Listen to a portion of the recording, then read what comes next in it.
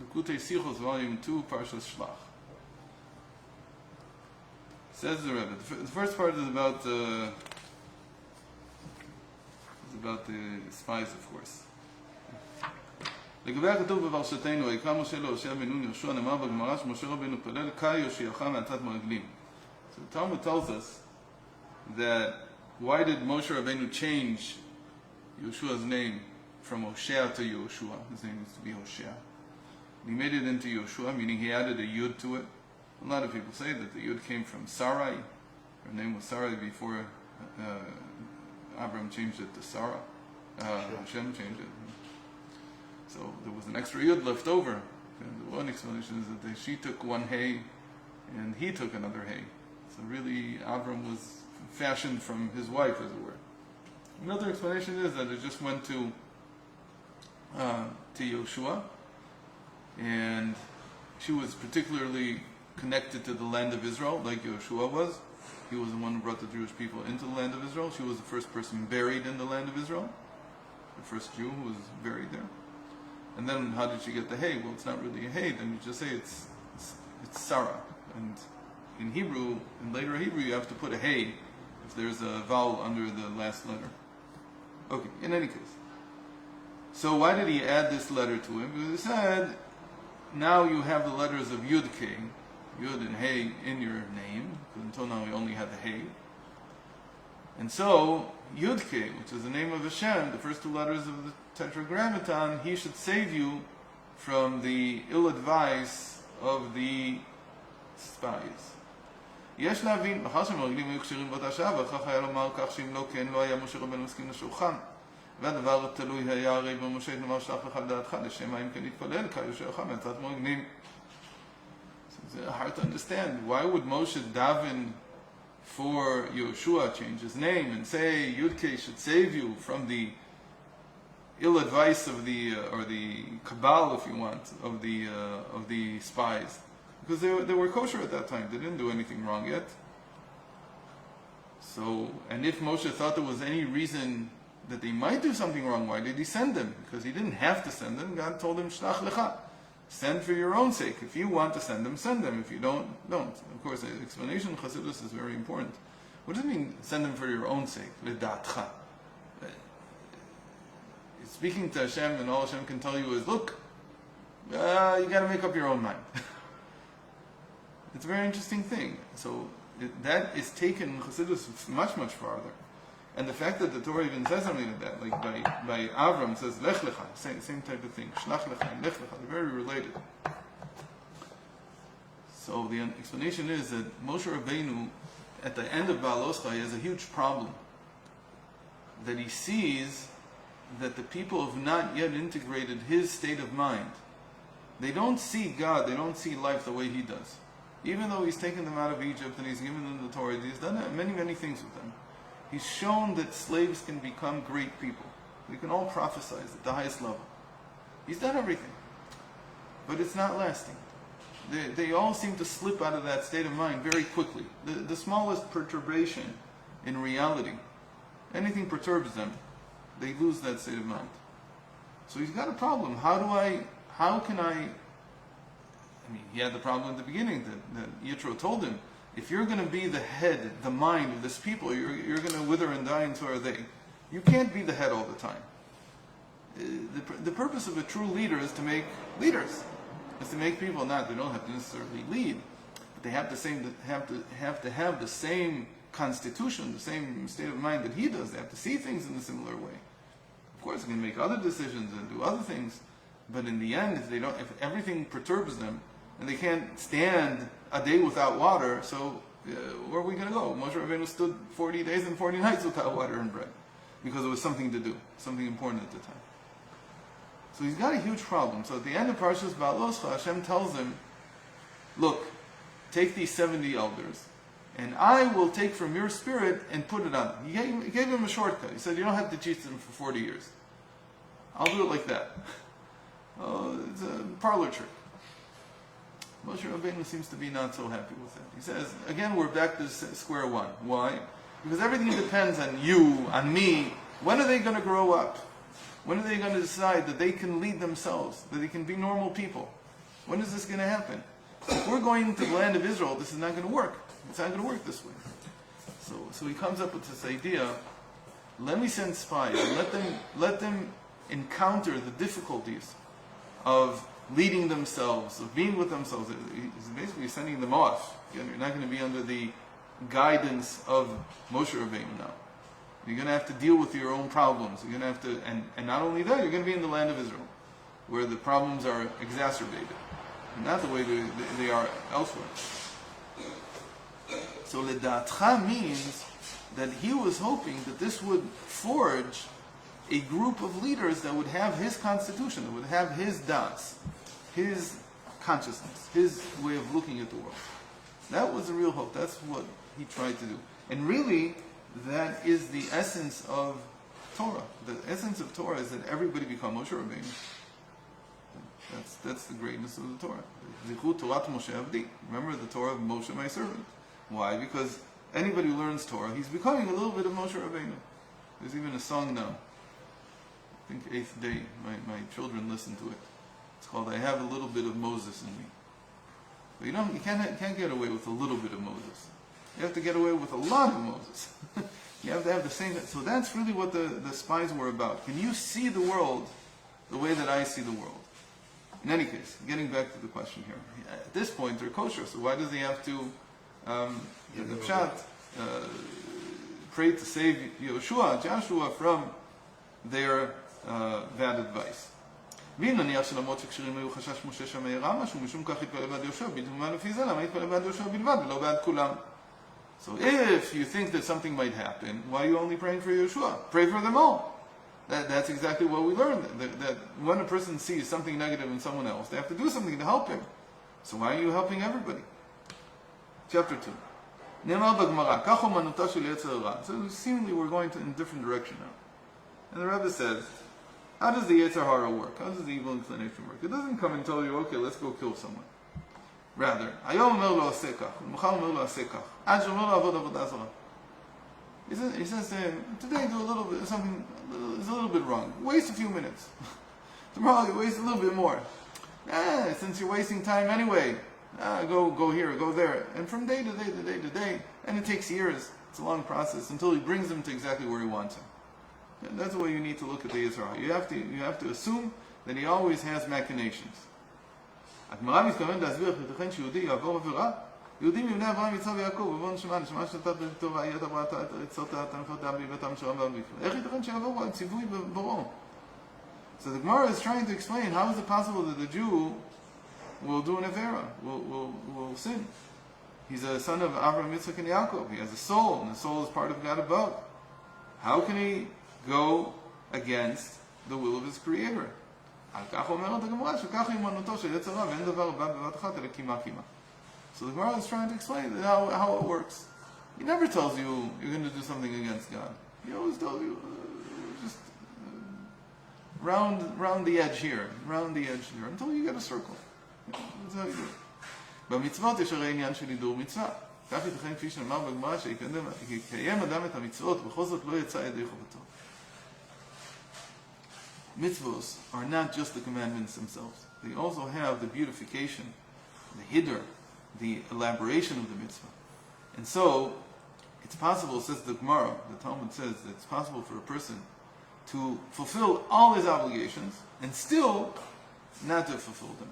How is that possible? I didn't say it right. He performs all the mitzvahs, but he doesn't fulfill his obligation. בא יפו תחילה יצר רע וטוען, השם עליך לקיים המצווה בידור, כן? את המצווה סתם. So he says that's the first place where the Yetzer Hara grabs you. He says since you're not doing it in a beautiful way, you're not doing it above and beyond, so it's okay to take that off. That's not a part of the obligation itself. But that's his first claim. לאחר מכן בא יצר רע וטוען שיקיים המצווה כפי שיוצאים בה על פי הדחק. So this happens to a lot of people with davening, for instance. Yeah? Mincha is a big time when that happens. The real problem, the real secret of mincha is to pick the most inopportune moment during your day, and then to go daven, and daven a long time, daven for 8 minutes. Why? Because that's the difficulty. That's where the difficulty lies. what ends up is people, in the end, they wait till the last possible moment, and then they daven for 2.5 minutes, and they finish it that way. That's the Yetzer Hara. That's how it works. It comes and tells you, don't do things behidr, don't do them in the most beautiful way you can. But rather, you can give up on that. And once you give up on that, you can go and do it just to be Yotze Zayin, just to fulfill the obligation, nothing more. And you keep scratching away and crushing the edges of the mitzvah until you're left with nothing. In that way, you will find a way to eventually make him transgress. So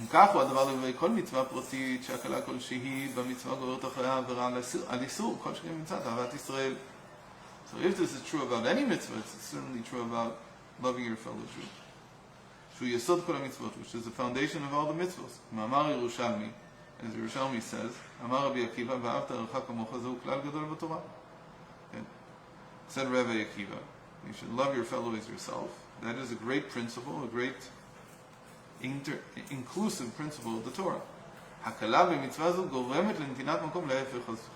So when a person is lenient with himself in this mitzvah, eventually he comes to the opposite, meaning he'll come to hate people.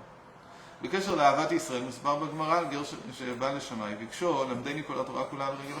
one could say, there's interesting examples that are to the contrary. For instance, there was a person, a non-Jew wanted to convert, and he came to Shammai.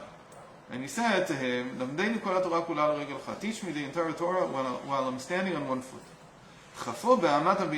So he pushed him with, there's a tool, you got to ask what Shammai was doing with this tool in the first place.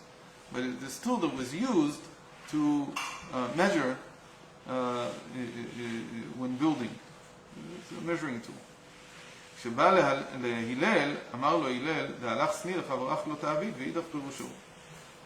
then he came to Hillel. So obviously he didn't convert him. And when he came to Hillel, so he said to Hillel said to him, whatever is hated by you, don't do to your friend. And the rest is only a commentary on this principle, or an extrapolation from this principle.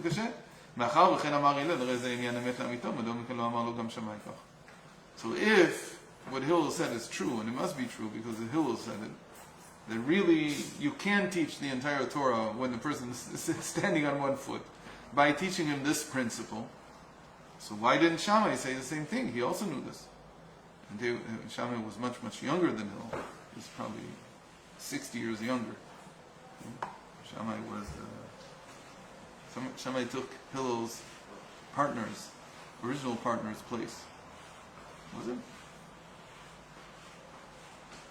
Yeah. Who was his original partner? I don't remember. Yeah. He had an original partner, and then he became... He went into the Roman government. And then Shammai, it took him a long time to find Shammai. Shammai was much, much younger than him. And he brought him in. Shammai was 40, Hillel was like 80 or something like that. Shammai was 25 and Hillel was 80. In any case, he looked up to him. There's no question that he looked up to him. And he knew what he knew. Ela. So what's the reason that Shammai didn't say this? In the way that the tzaddikim serve God, there are two major pathways.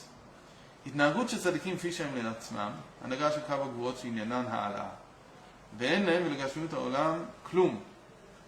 So the first way is what we call the way that tzaddikim are with themselves, not how they relate to the world. And this is called the gvura.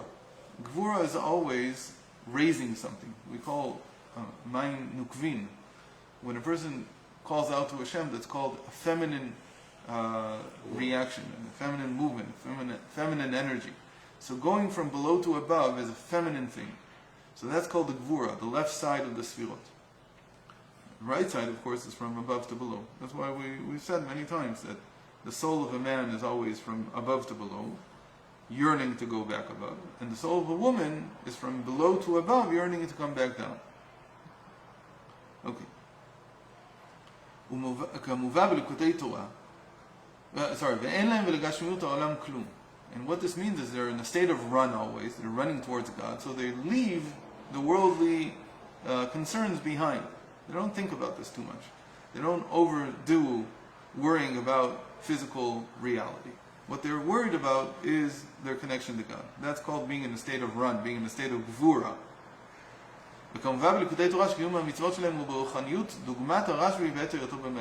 And it says in the Likkutei Torah that the way that they perform mitzvos is sometimes spiritual. It's a very interesting thing. I don't know if I should say it. I'll say it because it's true. There's a lot of, contrary to what I just said about mincha, a lot of people don't daven mincha at all. The chatchila, they don't daven it because they're busy. It says that if you're engaged in tzorchei tzibur, things that pertain to the public, not to yourself personally, then you're patur, because you can't do two things at the same time. So if the business that you're engaged in is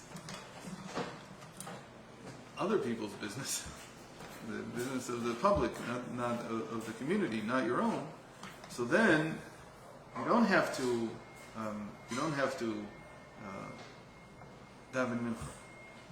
What is mincha? Mincha is the prayer that you rise from below to above, because we said you do it when you're in the middle of your workday. That's leaving everything and going up. So why don't the people who are serving the public have to do it? Because they're always that way. They're never within the workday really, because they're working for other people. They're taking care of other people's business. So a tzaddik is like that he's not engaged in his own needs. The way he's doing things is he's rising up. And this is, by the way, what got Rashbi into trouble, what got Reb Shimon Bar Yochai into trouble.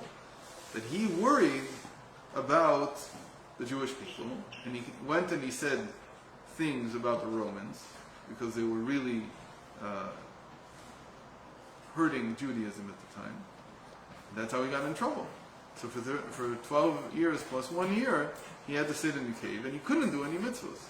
So how can you put yourself? So there's something to say, because pikuach nefesh. But it's much more than that. During that time, what did he develop? He developed what we would call the ratzon, the run towards God. That's what the Zohar is. It's a movement, in a certain sense, out of the world. Okay. In other words, this is the type of work that only specific people can do this. Running to God. Leaving the physical world behind. Zina, again, we're not saying that don't drink and don't get married. Although there were extreme cases of that. But it's considered an extreme case. It's not something normal at all. It's not sanctioned. But there are tzaddikim whose job is to do that. To be in such a state of run. They still have a family, still have possessions, and so on. But they dedicate themselves to the purpose of the community. And therefore, they are in a state of ratzon. They are in a state of gvura, of might. אבל לגבי העולם אינה תופסת מקום, כי בדבר רשב"י אפשר אדם חורש וזורע תורה מטעה עליה, והגמרא מסיימת הרבה עשו כרשב"י ולא ענתה בידה. So Rashbi, when he came out of the cave after 12 years, they saw that people were sowing, people were dealing with mundaneness. And they saw them in the field, working the field. They didn't understand, what are people doing? What is this? Why are you taking care of your own needs? Why are you not dedicated to something higher, to a higher purpose? And the higher purpose at that time was Torah, because Torah was in a great situation back then. So how could it be that you're taking care of the fact that you'll have something to eat, God forbid, instead of taking care of the fact that you'll have life, which is the Torah itself? In other words, the understanding is that Torah gives life in the continuous sense. What do I mean in continuous sense? If there was no Torah, each generation would be separate from all the other generations. The Torah is what threads all the generations of the world together, because we're all working on the same project. So first and foremost, it's the Jewish people who received the Torah, but eventually it'll be everybody. The Torah creates continuity of life. Otherwise, each generation is just another link, just another ring, and they're not connected to one another. They don't form a chain. But the Torah makes sure that we have continuity. So that's why they couldn't understand why are people dealing with these mundane matters, these personal mundane matters, and they're not dealing with something much higher and much more important, with an ideal. כך גם בית שמאי, שעבודתם והנהגתם בקו הגבורות, שמאי מלשון השם עשם אורחותיו, הערכה, כנאמר בליקוטי תורה, לעצמם, כנאמר בליקוטי תורה, I don't know what he's referring to, עשם אורחותיו, I don't know what he's talking about, but in any case, it says the whole academy of Shammai functioned the same way. That they're all about gvura. They're all about a sense of not seeing the mundane reality, but going beyond it and running to Hashem. So he says that for them personally it was a good path to follow, but it's not a path for everybody. It can't be for everyone. That's why we don't rule like Beit Shammai. More so if there's a Mishnah. And they say it one way, and Beit Shammai and Beit Hillel say it another way. So we say no. It's how Beit Hillel remembers the Mishnah. לכך שבא הגר לשמאי וביקש למדני כל התורה כולה על רגל אחד מבחינת הנהגתו של שמאי בקו הגבורות לא היה מקום לכך. ודחפו באמת הבניין, אמת הבניין פירושה מידה, משום המדידה והגבלה של בניין שמאי. דחפו, שלפיה אין מקום, נרו, עליי, חסד והמשכה, מצא מקום גם עבורו, ואמר שבאמצעות אהבת ישראל זוכים לכל התורה כולה. So that's why when this wannabe convert came to Shammai, and he said to him, teach me the entire Torah on one foot. As far as Shammai is concerned, that's impossible. Why? How do you get from everything we just said to that? Yeah, I still don't understand that point. He pushed him in With a yardstick. Yeah, it's a good word for it. A yardstick. He pushed him away. Why? Because that's gvura. Gvura is to measure things. So the yardstick symbolizes gvura. Gvura is measurement. Again, it's a state of contraction. What you're contracting from, and as he's been explaining now, is contracting from the mundane reality. That's also a form of gvura.